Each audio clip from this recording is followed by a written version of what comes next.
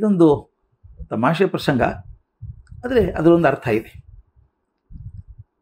ಎಲ್ಲರೂ ತುದಿಗಾಲ ಮೇಲೆ ನಿಂತಿದ್ದ SSLC ಪರೀಕ್ಷೆ ಫಲಿತಾಂಶ ಹೊರಗೆ ಬಂದಿತ್ತು. ಮಗನಿಗೆ ತುಂಬ ಹೆಚ್ಚು ಮಾರ್ಕ್ಸ್ ಬರ್ತದೆ ಅಂತ ತಂದೆ ತಾಯಿ ಕಾಪಾಡಿಕೊಂಡಿದ್ರು, ಕಾಯ್ದಿದ್ರು. ಅದೇ ರಾಶಿ ಆಗಿತ್ತು. ಅವ್ರ ಮಗ 90% ಮಾರ್ಕ್ಸ್ ತೊಗೋತಾನೆ, ಒಂದು ಒಳ್ಳೆಯ ಕಾಲೇಜಲ್ಲಿ ಪ್ರವೇಶ ಪಡಿತಾನೆ ಅಂತ ಅಂದ್ಕೊಂಡಿದ್ರು. ಆದರೆ ಹುಡುಗನಿಗೆ ಬಂದದ್ದು ಕೇವಲ 60% ಮಾರ್ಕ್ಸ್. ಹುಡುಗನಿಗೂ ದುಃಖ ಆಗಿತ್ತು, ಏನು ಮಾಡೋದು?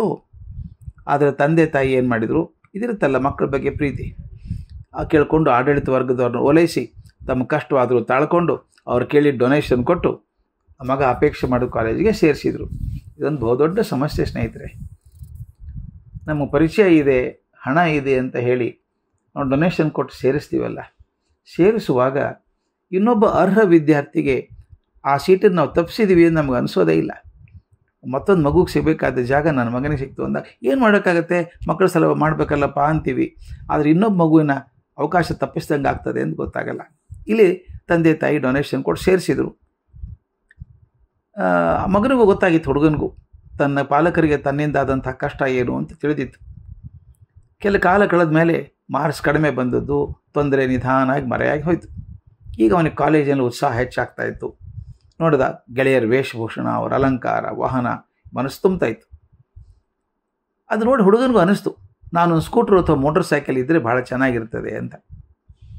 ಒಂದಿನ ಧೈರ್ಯ ಮಾಡಿ ತಂದೆಯನ್ನು ಕೇಳಿಬಿಟ್ಟ, ಅಮ್ಮ ನಿನಗ್ಯಾಕೋ ಮೋಟರ್ ಸೈಕಲು, ಮನೆಯಿಂದ ನೇರವಾಗಿ ಕಾಲೇಜ್ ತಲುಪೋದಕ್ಕೆ ಬಸ್ ಇದೆ, ನಿನ್ನ ಕಾಲೇಜ್ ಸೇರಿಸ್ಲಿಕ್ಕೆ ಮಾಡಿ ಸಾಲನೇ ಇನ್ನೂ ತೀರಿಲ್ಲ, ಮತ್ತು ಸಾಲ ಮಾಡಬೇಕಾ? ಅದೆಲ್ಲ ಶೋಕಿ ಬಿಡು, ಗಟ್ಟಿಯಾಗಿ ಓದಿ ಕೂತು ಮಾರ್ಕ್ಸ್ ಪಡಿ, ಆಮೇಲೆ ನೋಡೋಣಂತೆ ಅಂದರು.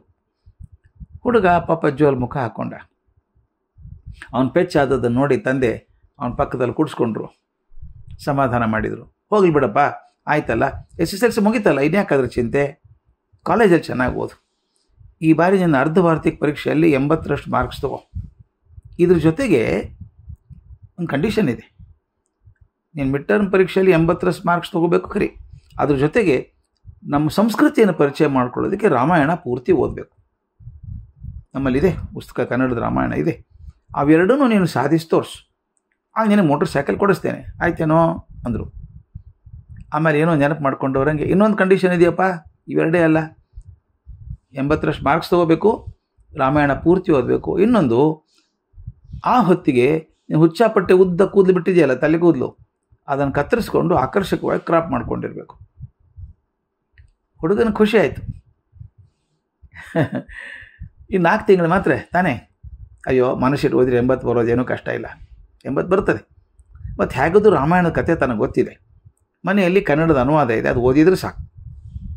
ಆದರೆ ತಲೆ ಕೂತಿಲ್ಲದೆ ಸಮಸ್ಯೆ, ಅಷ್ಟು ಪ್ರೀತಿಯಿಂದ ಬೆಳೆಸ್ಕೊಂಡಿದ್ದೀನಿ, ತೆಗೆಸೋದು ಹೇಗೆ? ಈ ನಮ್ಮ ತಂದೆ ತಾಯಿಗೆ ಈ ಹೊಸ ಫ್ಯಾಷನ್ನೇ ಅರ್ಥ ಆಗಲ್ಲ. ಅದನ್ನು ಹೇಗಾದ್ರೂ ನೋಡ್ಕೊಂಡ್ರೆ ಆಯ್ತು, ಆಮೇಲೆ ನೋಡೋಣ ಮೋಟರ್ ಸೈಕಲ್ ಬರಲಿ ಅಂದ. 4 ತಿಂಗಳು ಕಳೆದು ಆ ಹುಡುಗ ಏಕಾಗ್ರತೆಯಿಂದ ಓದ್ತಾ ಇದ್ದ. ಮುಂದೆ ಇದೆಯಲ್ಲ ಕ್ಯಾರೆಟು, ಬರಬೇಕು ಮಾರ್ಕ್ಸು 80%. ಮಧ್ಯ ವಾರ್ಷಿಕ ಪರೀಕ್ಷೆ ಫಲಿತಾಂಶನೂ ಬಂತು. ಹುಡುಗ ಹೆಮ್ಮೆಯಿಂದ ಹುಂಜದಂಗೆ ನಡ್ಕೊಂಬಂದು ಅಪ್ಪನಿಗೆ ಹೇಳಿದ, ಅಪ್ಪ ನಾವು ಹೇಳ್ದಂಗೆ 80 ಅಲ್ಲ 85% ಮಾರ್ಕ್ಸ್ ತೊಗೊಂಡಿದ್ದೀನಿ, ಅಷ್ಟೇ ಅಲ್ಲ ರಾಮಾಯಣ ಪೂರ್ತಿ ಓದಿ ತಿಳ್ಕೊಂಡು ಅಮ್ಮನಿಗೆ ಹೇಳಿದ್ದೀನಿ ಅಂದ. ಹೌದಾ ಮಗು, ಒಳ್ಳೇದಪ್ಪ ಅಂದರು. ಒಳ್ಳೇದಲ್ಲಪ್ಪ, ಈ ಮೋಟರ್ ಸೈಕಲ್ ಕೊಡಿಸ್ಬೋದಲ್ಲ ಅಂದ. ಅಮ್ಮ ಕೂಡ ಹೌದನ್ನು ಹಾಕಿ ತಲೆ ಅಲ್ಲಾಡಿಸಿದ್ರು. ಆಗ ತಂದೆ, ಸರಿಯಪ್ಪ, ಅದನ್ನ ತಲೆಗೂದಲು ಹಾಗೆ ಇದೆಯಲ್ಲ, ಅದಕ್ಕೆ ಯಾಕೆ ಒಂದು ವ್ಯವಸ್ಥೆ ಮಾಡಲಿಲ್ಲ ಅಂತ ಕೇಳಿದರು. ಹುಡುಗ ಬಲೆ ಬುದ್ಧು ಅವನು ಹೇಳಿದ, ನಿಜವಾಗಿಯೂ ಅಪ್ಪ ಕ್ರಾಪ್ ಮಾಡಿಸ್ಕೊಳ್ಬೇಕು ಅಂತ ಅಂದ್ಕೊಂಡಿದ್ದೆ ನಾನು, ಆದರೆ ಈ ರಾಮಾಯಣ ಓದು ಅಂತ ಹೇಳಿದೆ ಅಲ್ಲ, ರಾಮಾಯಣ ಓದಿದ್ಮೇಲೆ ಮನಸ್ಸು ಬದಲಾಗೋಯ್ತು. ಯಾಕೋ ಅಂತ ಅಮ್ಮ ಕೇಳಿದ್ರು. ನೋಡು, ಆ ರಾಮಾಯಣ ಓದ್ತಾ ಇದ್ನಲ್ಲ, ನಾನು ಧಾರಾವಾಹಿ ಕೂಡ ನೋಡಿದೆ ಅದನ್ನು. ಆ ಮಹಾನ್ ಪುರುಷರಾದಂಥ ರಾಮ, ಲಕ್ಷ್ಮಣ, ಭರತ, ಶತ್ರುಘ್ನ ಮತ್ತು ಆ ಮಹಾಮುನಿಗಳಿದ್ರಲ್ಲ ಎಲ್ಲರೂ ಉದ್ದವಾದ ಕೂದಲನ್ನೇ ಬಿಟ್ಟವರು. ಅಂಥ ಹಿರಿಯರೇ ಹಾಗೆ ಉದ್ದು ಕೂದಲು ಬಿಟ್ಟಾಗ ಅವ್ರ ಭಕ್ತನಾದಂಥ ನಾನು ಬಿಡೋದು ಸರಿ ಅಲ್ವೇ ಅಂತ ಕೇಳಿದ. ಏನು ಹೇಳಬೇಕು ಅಂತ ಅಮ್ಮನಿಗೆ ಗೊತ್ತಾಗಲಿಲ್ಲ. ಅಪ್ಪ ಬುದ್ಧಿವಂತರು, ಕಣ್ಮಿಟಿಕ್ಸಿ ಏನಕ್ಕೆ ಕೇಳಿದ್ರು. ಹೌದಪ್ಪ ಸರಿಯಪ್ಪ, ನೀನು ಹೇಳೋದು ಕೂದಲು ಅವರಂಗೆ ಬಿಡಬೇಕು, ಅವರನ್ನೇ ಅನುಸರಿಸ್ಬೇಕಪ್ಪ ನೀನು, ಯಾಕಂದರೆ ಅವ್ರು ಯಾರೂ ಮೋಟರ್ ಸೈಕಲಲ್ಲಿ ಓಡಾಡ್ತಿರ್ಲಿಲ್ಲ, ನಡ್ಕೊಂಡೇ ಹೋಗ್ತಾಯಿದ್ರು, ನೀನು ಹಾಗೆ ಮಾಡು ಅಂದರು. ಹುಡುಗ ಪೆಚ್ಚಾದ. ನಾವೇನು ಮಾಡ್ತೀವಿ ಗೊತ್ತಾ, ನಮ್ಮ ಅನುಕೂಲತೆಗೆ ತಕ್ಕಂತೆ ಹಳೆ ಉದಾಹರಣೆಗಳನ್ನು ಕೊಟ್ಟು ನಮ್ಮ ನಡವಳಿಕೆಗಳನ್ನು ಸಮರ್ಥ ಮಾಡ್ಕೋತೀವಿ. ನೋಡಿ ಅವರು ಇದ್ದರಲ್ಲ, ನಾವು ಹಾಗೆ ಇದ್ದೀವಿ ಅಂತ. ಆ ಮಾದರಿ ಅನುಕೂಲ ಆಗಲಿಲ್ಲ ಅಂದರೆ ಹಳೆಯ ನೀತಿ ಅದೇನು ಪ್ರಯೋಜನ ಇಲ್ಲ ಅಂತ ನಿರಾಕರಿಸ್ತೀವಿ. ಇದಕ್ಕೊಂದು ಪದ ಇದೆ, ಅನುಕೂಲ ಸಿಂಧುತ್ವ ಅಂತ. ನಮ್ಗೆ ಯಾವುದು ಅನುಕೂಲ ಅದನ್ನು ಬಳಸೋದು, ಯಾವುದು ಅನುಕೂಲ ಇಲ್ಲ ಬಿಟ್ಬಿಡೋದು. ಹಾಗಾಗಬಾರ್ದು. ನಾನು ಯಾವುದು ಒಳ್ಳೆಯದೋ ಅದನ್ನು ತೊಗೋಬೇಕು, ಅನುಕೂಲವಾದದ್ದಲ್ಲ.